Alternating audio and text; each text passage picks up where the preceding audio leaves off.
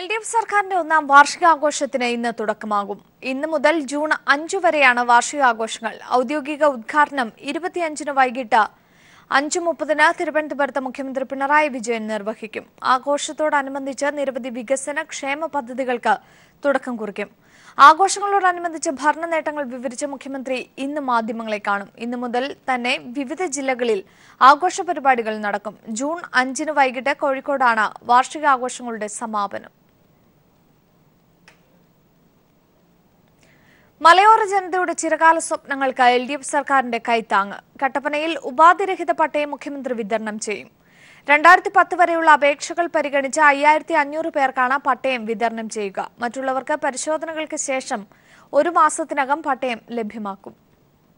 സംസ്ഥാന സർക്കാരിന്റെ ഒന്നാം വാർഷികത്തോടനുബന്ധിച്ചാണ് കട്ടപ്പനയിൽ പട്ടയമേള സംഘടിപ്പിച്ചിരിക്കുന്നത്. മുഖ്യമന്ത്രി പിണറായി വിജയൻ പട്ടയമേള ഉദ്ഘാടനം ചെയ്യും. 8590 അപേക്ഷകരിൽ നിന്നും 5500-ലധികം പട്ടയങ്ങളാണ് വിതരണത്തിനായി തയ്യാറാക്കിയിരിക്കുന്നത്. 1993-ലെ ചട്ടപ്രകാരം 3480 പട്ടയങ്ങളും 1964-ലെ ചട്ടപ്രകാരം 2010 പട്ടയങ്ങളുമാകും വിതരണം ചെയ്യുക. പട്ടയമേളയ്ക്കുള്ള എല്ലാവിധ ഒരുക്കങ്ങളും പൂർത്തിയായതായി ജില്ലാ കളക്ടർ അറിയിച്ചു.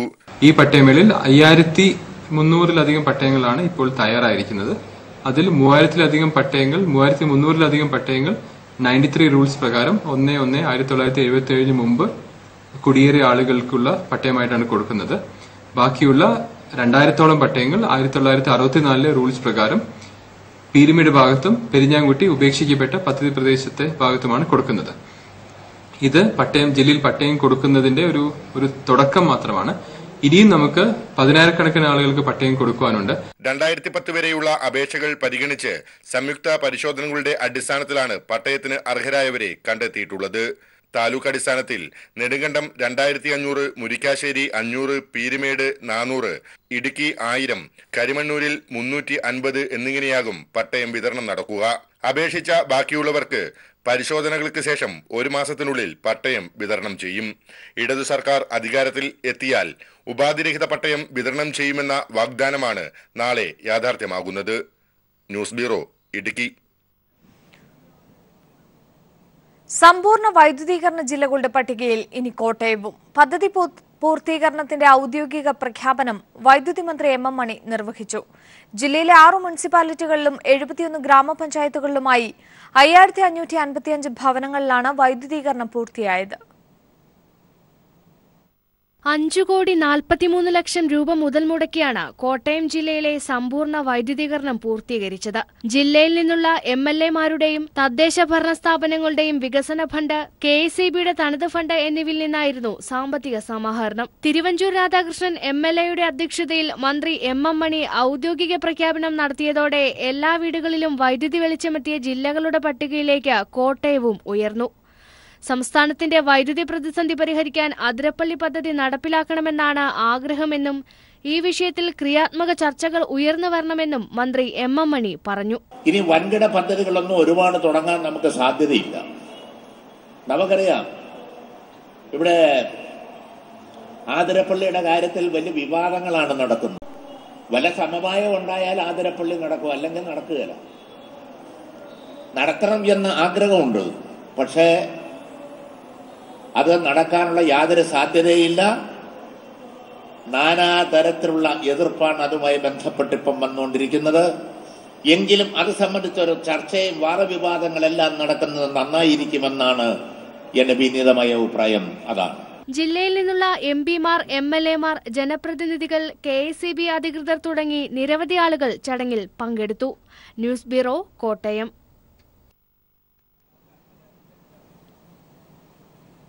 കൊച്ചി മെട്രോയുടെ ഉദ്ഘാടനത്തിനായി സംസ്ഥാനം പ്രധാനമന്ത്രിയെ ക്ഷണിച്ച് 1 മാസമായിട്ടും മറുപടിയില്ല. ഏപ്രിൽ 11-നാണ് മുഖ്യമന്ത്രി പിണറായി വിജയൻ പ്രധാനമന്ത്രിയെ ക്ഷണിച്ചുകൊണ്ട് കത്തയച്ചത്. കത്തിന്റെ പകർപ്പ് പീപ്പിൾ TVക്ക് ലഭിച്ചു. കൊച്ചി മെട്രോയുടെ 1ാം ഘട്ടത്തിന്റെ ഉദ്ഘാടനത്തിനായി പ്രധാനമന്ത്രി നരേന്ദ്രമോദിയെ ക്ഷണിച്ച് കഴിഞ്ഞ മാസം 11-നാണ് മുഖ്യമന്ത്രി പിണറായി വിജയൻ കത്തയച്ചത്. കേരളത്തിന്റെ സ്വപ്ന പദ്ധതി പ്രധാനമന്ത്രി തന്നെ ഉദ്ഘാടനം ചെയ്യണമെന്നാണ് സംസ്ഥാനത്തിന്റെ താൽപര്യമെന്ന് വ്യക്തമാക്കിയായിരുന്നു കത്ത്. മെയ് 2ാം പകുതിയിൽ പ്രധാനമന്ത്രിക്ക് സൗകര്യമുള്ള ഒരു ദിവസം ഉദ്ഘാടനത്തിനായി എത്തണമെന്നാണ് കത്തിൽ അഭ്യർത്ഥിച്ചിരുന്നത്. എന്നാൽ മെയ് 2ാം പകുതിയായിട്ടും പ്രധാനമന്ത്രിയുടെ ഓഫീസ് കത്തിന് മറുപടി നൽകിയിട്ടില്ല. അതിനാൽ ഉദ്ഘാടന തീയതിയും തീരുമാനിക്കാനായില്ല. പ്രധാനമന്ത്രിയുടെ ഓഫീസുമായി നിരന്തരം ബന്ധപ്പെട്ടുകൊണ്ടിരിക്കുകയാണെന്ന് മുഖ്യമന്ത്രി പറഞ്ഞു. ഏതോ തെറ്റിദ്ധാരണയുടെ ഭാഗമായിട്ടാണ് ഈ 30-ന് ഉദ്ഘാടനം നടത്താൻ തീരുമാനിച്ചിരിക്കുന്നു എന്ന് പറയുന്നത്. അങ്ങനെ ഒരു തീയതി നിശ്ചയിച്ചിട്ടില്ല. പ്രധാനമന്ത്രിയുടെ തീയതിക്ക് വേണ്ടി കാത്തു നിൽക്കുകയാണ്. അതല്ലെങ്കിൽ പ്രധാനമന്ത്രി ഇല്ല എന്ന് പറയണം, വേറെ അന്നേരം ആലോചിക്കും. ഇപ്പോൾ ഒരു തീയതിയും ആലോചിച്ചിട്ടില്ല. കേന്ദ്ര നഗരവികസന മന്ത്രിയെയും ഉദ്ഘാടനത്തിന് ക്ഷണിച്ച സംസ്ഥാനം കത്തയച്ചിരുന്നു. ഈ കത്തിനും മറുപടി ലഭിച്ചിട്ടില്ല. ചെന്നൈ മെട്രോയുടെ 3 ഘട്ടവും ബാംഗ്ലൂർ മെട്രോയും അവിടുത്തെ മുഖ്യമന്ത്രിമാരാണ് ഉദ്ഘാടനം ചെയ്തിരുന്നത്. എന്നാൽ ഇവിടെ മെട്രോ കുതിക്കാൻ എല്ലാ തയ്യാറെടുപ്പുകളും പൂർത്തിയായിട്ടും ഉദ്ഘാടനത്തിനായി കേരളം പ്രധാനമന്ത്രിയെ കാത്തിരിക്കുകയാണ്. News bureau, Thiruvananthapuram. NDA യോഗം ഇന്ന് കൊച്ചിയിൽ ചേരും. രാവിലെ 11 മണിക്കാണ് യോഗം. കേന്ദ്ര സർക്കാരിൽ പങ്കാളിത്തം നൽകുന്നതുൾപ്പെടെ BJP നൽകിയ വാഗ്ദാനങ്ങൾ പാലിക്കാത്തതിലുള്ള അതൃപ്തി BDJS ഇന്നത്തെ യോഗത്തിൽ ഉന്നയിക്കും. NDA വൈസ് ചെയർമാൻ രാജീവ് ചന്ദ്രശേഖറിനെതിരെ ഉയർന്ന ആരോപണങ്ങളും യോഗം ചർച്ച ചെയ്തേക്കും.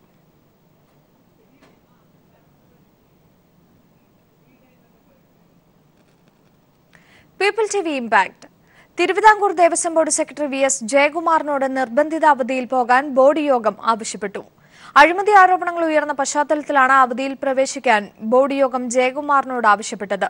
അഴിമതി ആരോപണങ്ങൾ സംസ്ഥാന വിജിലൻസ് അന്വേഷിക്കണമെന്നും ബോർഡ് യോഗം തീരുമാനിച്ചു. സസ്പെൻഷൻ വേണമെന്ന് K. രാഘവൻ വാദിച്ചെങ്കിലും പ്രയാർ ഗോപാലകൃഷ്ണൻ, അജയ് തറയിൽ എന്നിവർ വിയോജിച്ചു. നിരവധി ആക്ഷേപങ്ങൾ ഉയർന്ന പശ്ചാത്തലത്തിൽ ബോർഡ് സെക്രട്ടറി സ്ഥാനത്ത് നിന്ന് ജയകുമാറിനെ നീക്കണമെന്ന് ദേവസ്വം മന്ത്രി കടകംപള്ളി സുരേന്ദ്രൻ ആവശ്യപ്പെട്ടിരുന്നു. എന്നാൽ നിരവധി ആരോപണങ്ങളുള്ള ഈ ഉദ്യോഗസ്ഥനെ സസ്പെൻഡ് ചെയ്യാതെ രക്ഷിക്കുന്നതിനു വേണ്ടിയാണ് നിർബന്ധിത അവധി എന്ന ആക്ഷേപം ഉയരുന്നുണ്ട്.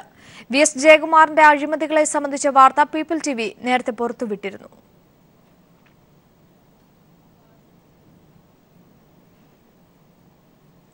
ഉത്തർപ്രദേശിലെ സഹറാൻപൂരിൽ ദളിത് വിഭാഗങ്ങൾക്കെതിരെ നടത്തുന്ന അക്രമത്തിൽ നടപടി ആവശ്യപ്പെട്ട് CPIM PB അംഗം സുഭാഷ്ണി അലിയുടെ നേതൃത്വത്തിൽ ദേശീയ മനുഷ്യാവകാശ കമ്മീഷന് പരാതി നൽകി.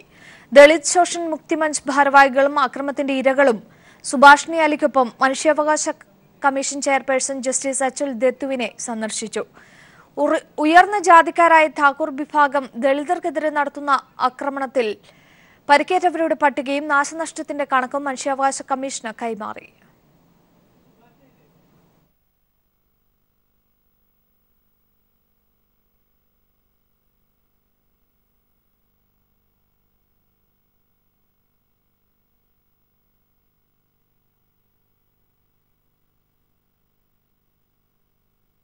He in fact marked it urgent and sent it to the registrar of the NHRC so that action can start. That means they will ask for a report from the state government and from the district administration, and they will make their own inquiries and then they will issue instructions. Pookkottur ഹജ്ജ് ക്യാമ്പിന് മലപ്പുറം ഖിലാഫത്ത് നഗറിൽ ഇന്ന് തുടക്കമാകും. 10,000-ലേറെ പേരാണ് ക്യാമ്പിൽ പങ്കെടുക്കുന്നത്.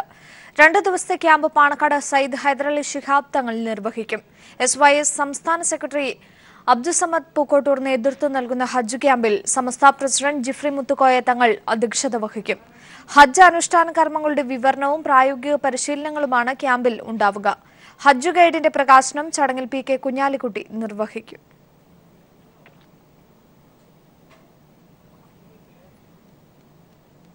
കുടുംബശ്രീ 19ാം സംസ്ഥാന സമ്മേളനത്തിന് നാളെ ആലപ്പുഴയിൽ തുടക്കമാകും. 28-നാണ് സമ്മേളനം സമാപിക്കുക.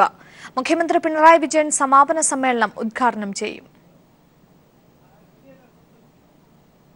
കുടുംബശ്രീയുടെ 19ാമത് സംസ്ഥാന വാർഷികം മെയ് 20 മുതൽ 28 വരെ ആലപ്പുഴയിലാണ് സംഘടിപ്പിക്കുന്നത്. മെയ് 20, 21 തീയതികളിൽ പ്ലീനറി സമ്മേളനങ്ങൾ നടക്കും.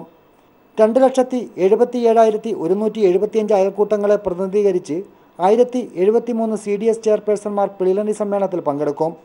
മുൻ വർഷങ്ങളിലെ സമ്മേളനങ്ങളിൽ നിന്നും വ്യത്യസ്തമായി CDS ചെയർപേഴ്സൺമാർക്ക് ഗ്രൂപ്പ് ചർച്ചയ്ക്കും അവസരമുണ്ട് എന്നുള്ളതാണ് ഈ സമ്മേളനത്തിൻ്റെ പ്രത്യേകത. 20-ാം തീയതി CDS ചെയർപേഴ്സൺമാരുടെ സംഗമം മുൻ ആരോഗ്യവകുപ്പ് മന്ത്രിയും പാർലമെന്റ് അംഗവുമായ PK ശ്രീമതി ടീച്ചർ ഉദ്ഘാടനം ചെയ്യും. 21-ാം തീയതി ഉച്ചയ്ക്ക് 2 മണിക്ക് CDS ചെയർപേഴ്സൺമാരുടെ സംഗമം സമാപിക്കും. സമാപന സമ്മേളനം പ്രതിപക്ഷ നേതാവ് രമേശ് ചെന്നിത്തല ഉദ്ഘാടനം ചെയ്യും. 22, 23 തീയതികളിലായി കുടുംബശ്രീ അംഗങ്ങളുടെ സംസ്ഥാന കലോത്സവം സംഘടിപ്പിച്ചിട്ടുണ്ട്. 24, 25 തീയതികളിൽ വിവിധ വിഷയങ്ങളിലായി ആലപ്പുഴയിൽ തന്നെ സെമിനാറുകൾ സംഘടിപ്പിക്കും. വിവിധ മേഖലകളിലെ പ്രമുഖരാണ് ഈ സെമിനാറുകളിൽ പങ്കെടുക്കുന്നത്. 24 മുതൽ 31 വരെ കുടുംബശ്രീ വിപണനമേള സംസ്ഥാന വാർഷികത്തിന്റെ ഭാഗമായി ടൗൺ ഹാളിൽ സംഘടിപ്പിക്കും. ഇതിന്റെ ഭാഗമായി 70 കുടുംബശ്രീ യൂണിറ്റുകൾ മേളയിൽ പങ്കെടുക്കും. ആലപ്പുഴ ജില്ലാ കളക്ടർ വീണ എം മാധവാണ് വിപണനമേള ഉദ്ഘാടനം ചെയ്യുക.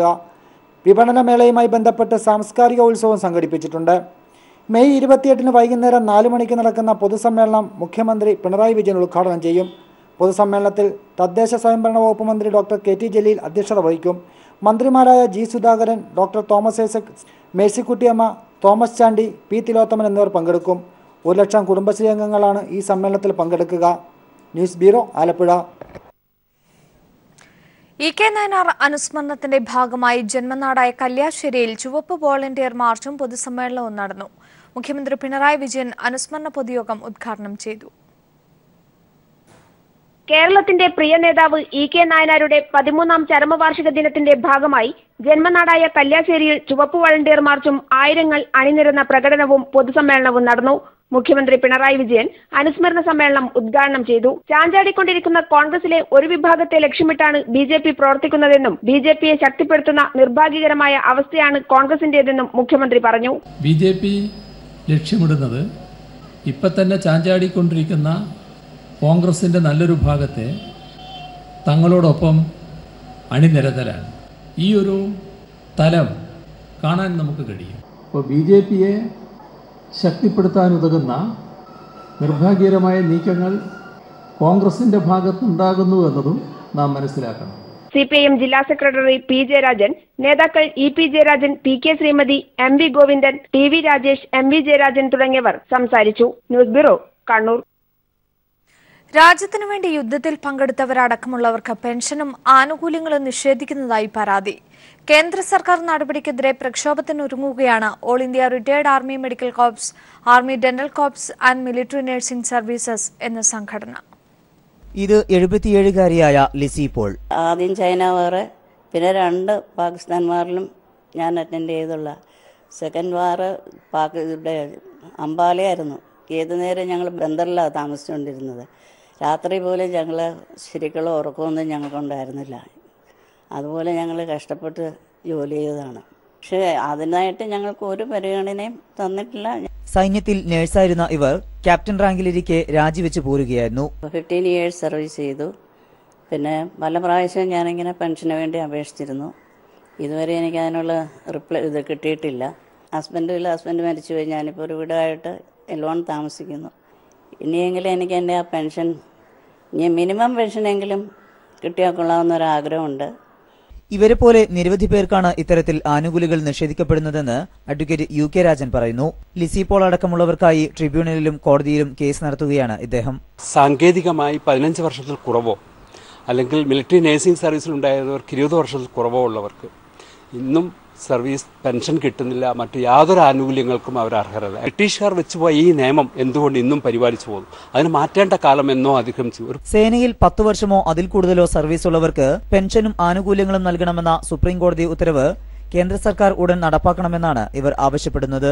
News bureau, Kochi. കൊടും വരൾച്ചയിൽ വയനാടൻ കാടുകളിൽ ഇക്കൊല്ലം ചെരിഞ്ഞത് 18 കാട്ടാനകൾ. ബന്ദിപ്പൂർ മുതുമല വനമേഖലയിൽ കൂടി ഉൾപ്പെടുത്തിയാൽ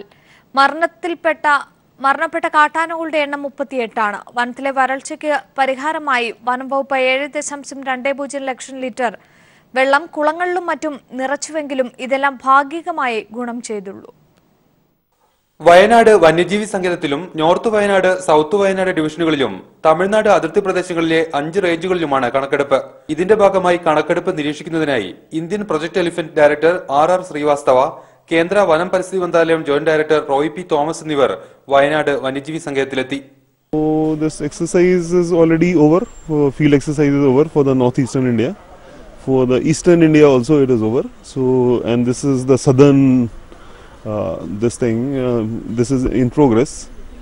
And I think next week, that is 23 to 27, we will be conducting for northern India, and then we will collect the figures and work out. Maybe by July or August we should be able to come up with a result and bring our report. ഓരോ ഡിവിഷനിലും അതത് DFOമാർക്കാണ് കണക്കെടുപ്പിന് ചുമതല. കാടുകളെ വിവിധ ബ്ലോക്കുകളാക്കി തിരിച്ച് ഓരോ ബ്ലോക്കിലും 3 പേരടങ്ങിയ സംഘമാണ് കണക്കെടുപ്പ് നടത്തുന്നത്. News bureau, Wayanad.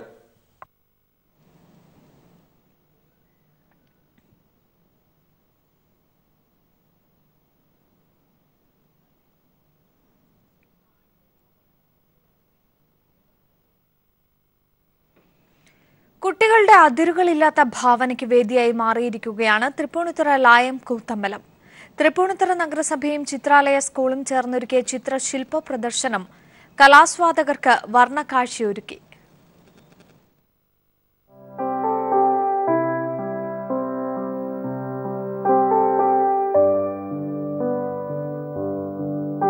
വരച്ചുകൂടാം വരച്ചുകൂട്ടാം എന്നതാണ് ഈ കലാക്യാമ്പിന്റെ പ്രത്യേകത. ചിത്രാലയത്തിലെ ചക്രപാണി മാസ്റ്ററുടെ ശിഷ്യന്മാരായ 7 വയസ്സുകാർ മുതൽ ആർക്കിടെക്ചർ വിദ്യാർത്ഥികൾ വരെയുള്ള വിപുലമായ കൂട്ടായ്മയിലെ അംഗങ്ങളുടെ ചിത്രങ്ങളാണ് പ്രദർശനത്തിലുള്ളത്. ഇത്തരം പ്രദർശനങ്ങൾക്ക് പ്രോത്സാഹകമാകുന്ന തുടർ നടപടികൾ തൃപ്പൂണിത്തുറ നഗരസഭ കൈക്കൊള്ളുമെന്ന് ചെയർപേഴ്സൺ ചന്ദ്രികാദേവി പറഞ്ഞു. വാഹനത്തിൽ എക്സിബിഷൻ നടത്താനുള്ള തീരുമാനം ആയിട്ടുണ്ട്.